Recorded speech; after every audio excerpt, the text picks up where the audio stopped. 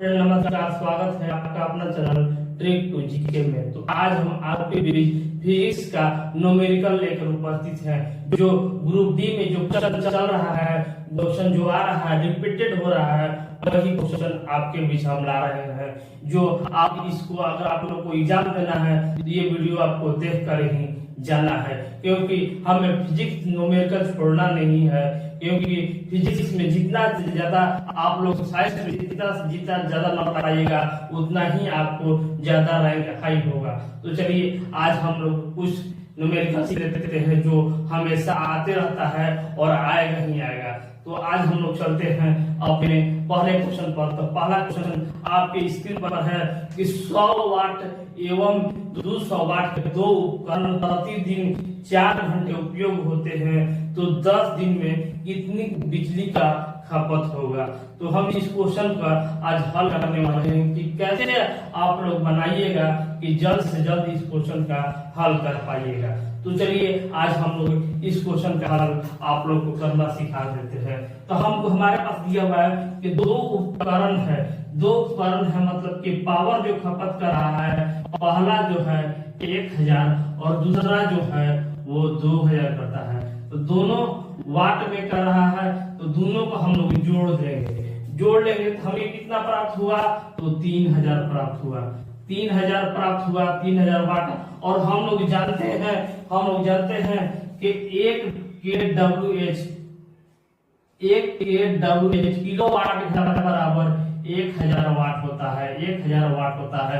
ये आप लोग देख लीजिएगा और बहुत ही आसानी से इसको समझिए आप लोग कि कैसे इसको क्वेश्चन का हल निकल रहा है। तो 1 किलो वाट घंटा बराबर 1000 वाट।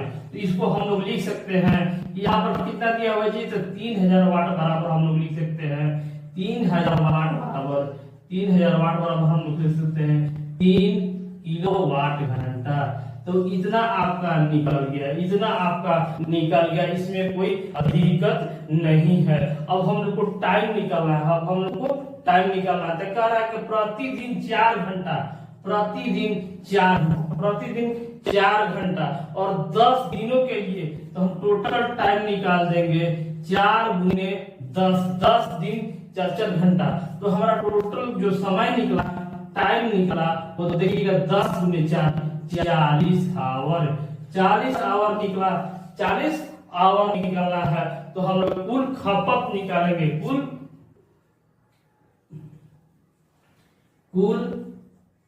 खपत हम लोग निकाले हैं। तो देखिए कुल खपत हमारा यहाँ पर है 40 घंटा। और कितना हम लोग किलोवाट घंटा निकाले हैं, तो 3 किलोवाट घंटा निकाले हैं। तो यहाँ पर 3 से गुना कर दीजिए, आप लोग का आंसर आ गया 120 जो है आप लोग का 120 किलोवाट घंटा। 120 किलोवाट घंटा। तो इतना आप लोग का आंसर आ गया। तो इस तरीका से इस प्रश्न का आप लोग हल कर सकते हैं। तो इसी तरह हम बढ़ेंगे अपने अगले प्रश्न पर। तो अगला प्रश्न और भी मजेदार होने वाला है। तो चलिए अगला प्रश्न आप लोग के स्क्रीन पर। तो ये जो आप लोग स्क्रीन पर जो क्वेश्चन देख रहे हैं, ये हमेशा हर शिफ्ट में रिपीट हो रहा है। ये क्वेश्चन आप लोग के बीच है कि 2 ओम और 2 ओम के प्रतिरोध श्रेणी क्रम में जोड़े गए हैं। तो 4 वोल्ट विभवांतर है, तो धारा का मान ज्ञात करना है।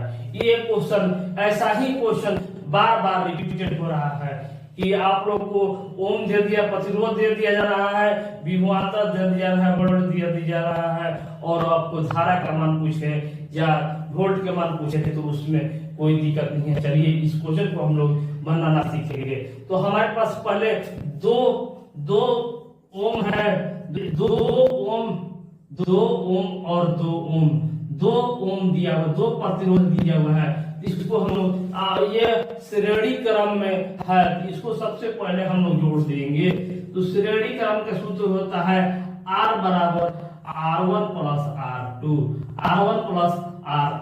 तो हम दोनों को पहले हम जोड़ देंगे। तो R बराबर हमारा R1 यहाँ पर 2 ओम दिया हुआ है, तो 2 ओम प्लस 2 ओम बराबर कितना हो गया जी, टोटल ओम हो गया, टोटल प्रतिरोध हो गया 4 ओम। और यहाँ पर हमको वोल्ट दिया हुआ है, और हमारे यहाँ पर दिया हुआ है वोल्ट 4 वोल्ट, 4 वोल्ट दिया हुआ है। और धारा पूछ रहा है, तो धारा को आई से डिनोट किया जाता है, धारा को आई से डिनोट किया जाता है, यही हमारा पूछ रहा है। तो कैसे हम निकालेंगे, तो हम लोग जानते हैं कि धारा V बराबर IR होता है, सूत्र V बराबर IR। तो अब आप लोग देखिएगा कि हमको I निकालना, हमको I निकालना है, तो I बराबर, इसको उल्टा कर दीजिए, I बराबर V बटा R होता है, I बराबर V बटा R हो गया है। चलिए I बराबर हमारा निकालना है, V हमारा 4 दिया हुआ है, V बराबर 4 दिया है, और R हम लोग निकाले हैं 4 निकाले हैं, V बराबर भी 4 दिया हुआ है, I बराबर भी हम लोग 4 निकाले, तो इसका आंसर जो हो गया 1 एम्पियर। जो धारा हो गया, जो धारा हो गया वो 1 एम्पियर, धारा को एम्पियर में मापा जाता है, तो इसका आंसर जो हो गया 1 हो गया। इस तरीके से इस क्वेश्चन को आज हम लोग हल करना सीख लिए हैं। तो चलिए बढ़ते हैं हम अपने अगले प्रश्न पर। तो नेक्स्ट तीसरा प्रश्न लेकर उपस्थित है आप लोग के बीच की, एक अवतल दर्पण से 25 सेंटीमीटर दूरी पर बिंब रखा गया है तथा 30 सेंटीमीटर पर प्रतिबिंब बनता है, तो आवर्धन ज्ञात कीजिए। क्वेश्चन एक बार आप लोग और सुन लीजिएगा कि एक अवतल दर्पण है, एक अवतल दर्पण है जिसको 25 सेंटीमीटर दूरी पर बिंब रखा गया है, और उसका जो प्रतिबिंब बन रहा है वो 30 सेंटीमीटर पर बन रहा है, तो उसका आवर्धन ज्ञात करना है। देखिए इसमें आपको सूत्र याद रखना पड़ेगा कि आवर्धन बराबर, आवर्धन को m लिखा था, आवर्धन को m लिखा जाता है, आवर्धन बराबर होता है V बटा U, V बटा U, V बटा U लिखा जाता है। तो V बराबर होता है प्रतिबिंब की दूरी, प्रतिबिंब की दूरी, प्रतिबिंब की दूरी, प्रतिबिंब की दूरी, और U बराबर होता है बिंब से दूरी, बिंब से दूरी। बिंब को आप लोग वस्तु भी कह सकते हैं, बिंब को वस्तु भी कह सकते हैं। तो हमारे पास देखिए दिया हुआ है कि प्रतिबिंब की दूरी जो दिया हुआ है वो 30 दिया हुआ है, वो 30 दिया हुआ है, और बिंब की दूरी दिया है 25। इसका आप लोग हल कर लीजिएगा, तो देखिए 6 बटा 5, 6 बटा 5 हो गया। इसके जो m बराबर हमारा निकल गया 1.2, 1.2, यही हो गया हमारा आवर्धन क्षमता। आवर्धन क्षमता कितना निकला 1.2, यही आपका आंसर होगा। कितना आसानी से बनाया है। चलिए इसी तरह बढ़ेंगे अपने अगले प्रश्न पर। फ्रेंड नेक्स्ट प्रश्न लेकर उपस्थित हैं आप लोग के बीच के, प्रकाश में कांच का अपवर्तनांक 1.5 है में प्रवेश करता है, तो कांच में प्रकाश का चाल क्या होगा। चलिए इस क्वेश्चन को भी आज हम लोग बनाना सीखेंगे कि कैसे इस क्वेश्चन को हम लोग बनाते हैं कि प्रकाश के वायु में कांच का अपवर्तनांक 1.5 में प्रवेश करता है, तो कांच में प्रकाश की चाल ज्ञात करें। तो हम लोग लिखेंगे यहाँ पर कि माध्यम का चाल है, माध्यम का चाल बराबर, माध्यम के चाल बराबर माने कांच में प्रकाश की चाल बराबर, माध्यम में कांच के चाल बराबर, ऊपर में हो जाएगा निर्वात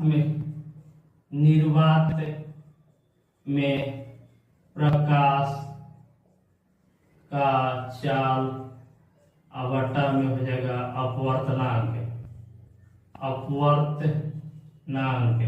अपवर्तनांक यही आपका, ये आपको सूत्र याद रहेगा तो आप लोग बना सकते हैं। इस क्वेश्चन के लिए ये सूत्र आप लोग को याद रखना चाहिए। चलिए आप लोग याद कर लीजिए अभी से कि माध्यम की चाल बराबर होता है निर्वात में प्रकाश की चाल बटा अपवर्तनांक। तो सबसे पहले आप लोग निर्वात में प्रकाश का चाल कितना होता है ये आप लोग को याद रखना जरूरी है। तो इसका होता है 3 गुने 10 के पावर 8।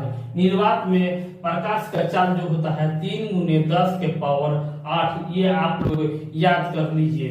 और नीचे में दिया हुआ है अपवर्तनांक 1.5 क्वेश्चन के अनुसार दिया हुआ है। तो देखिए यहाँ ये है 3, ये है 1.5, इसको हम कटा सकते हैं 2 बार में। 2 बार में यहाँ पर हो जाएगा 2 गुने 10 के पावर 8, यही आ जाएगा आप लोग को कांच में प्रकाश का चाल। तो देखिए हमने आज इस क्वेश्चन को कितना आसानी से और कितना छोटा बनाने की कोशिश किया है।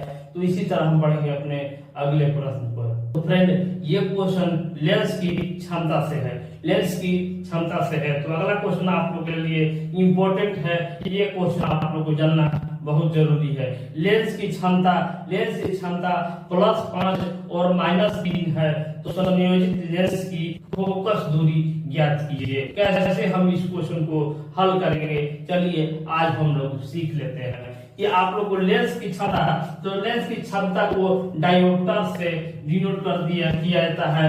ये क्वेश्चन भी बहुत इंपॉर्टेंट है कि लेंस की क्षमता किससे डिनोट किया जाता है, ये है डायोप्टर से। ये भी आपको ये क्वेश्चन बनता है, आप लोग को याद कर लेना है। तो लेंस की क्षमता पहले हमारा जो 2 लेंस की क्षमता उसको हम बना लेंगे।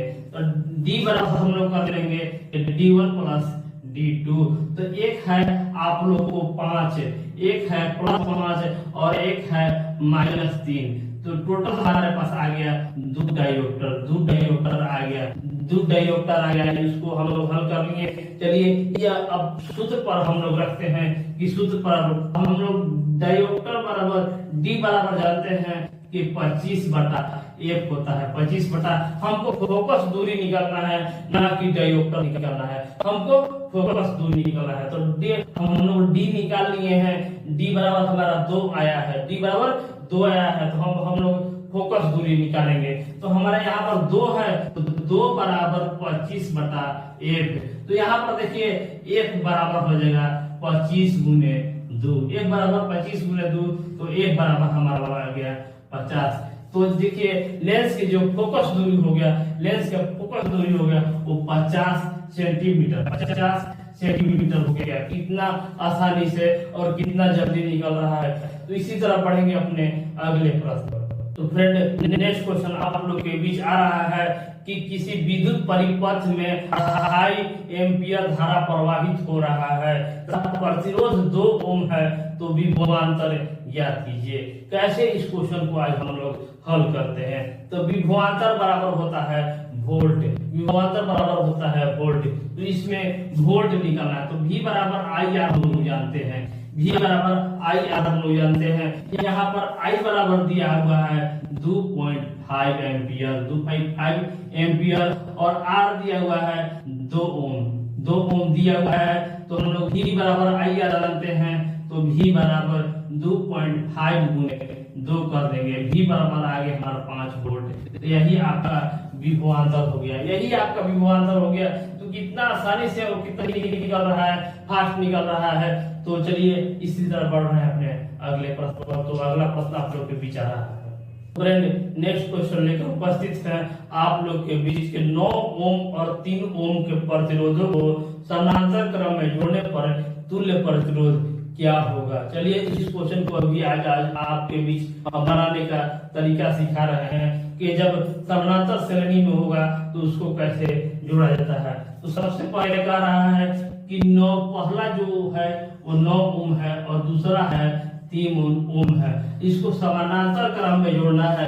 तो समानांतर क्रम में जोड़ने के लिए 1/R बराबर 1/R1 + 1/R2, यही आपका समानांतर का सूत्र होता है। और श्रेणी बराबर होता है, आप लोग लिख लीजिएगा कि R बराबर R1 + R2 होता है।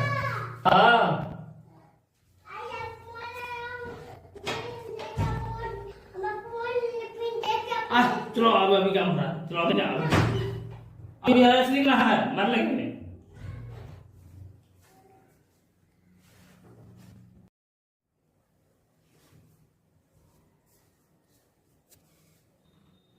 तो 1/R1 बराबर 1, वो 1/R1 + 1/R2 होता है।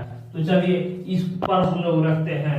तो वो R1 का मान हमारा 1/9 प्लस R2 का मान हमारे पास 3 है, 1/3। चलिए इसको हल किया जाए। तो यहाँ पर हम लोग हल करेंगे। तो 9 3 का एलसीएम हो जाता है 9, 9 3 का एलसीएम 9 और 9 से क्रिया करेंगे तो 1, तो ऊपर में 1 और यहाँ से करेंगे तो 3, तो यहाँ पर बचेगा 3, तो 4/9, 4/9 यही आपका आंसर रहेगा। जो तुल्य प्रतिरोध है नेक्स्ट क्वेश्चन, और ये क्वेश्चन का लास्ट क्वेश्चन है। तो चलिए इस क्वेश्चन को भी आप लोगों को बनाना सिखा रहे हैं, कैसे आप जल्दी से जल्दी हल कर सकते हैं। तो आप लोगों को क्वेश्चन दिया गया है कि ध्रुवन कोण 45 डिग्री हो तो अपवर्तनांक ज्ञात कीजिए। ध्रुवन कोण 45 डिग्री हो तो अपवर्तनांक ज्ञात कीजिए।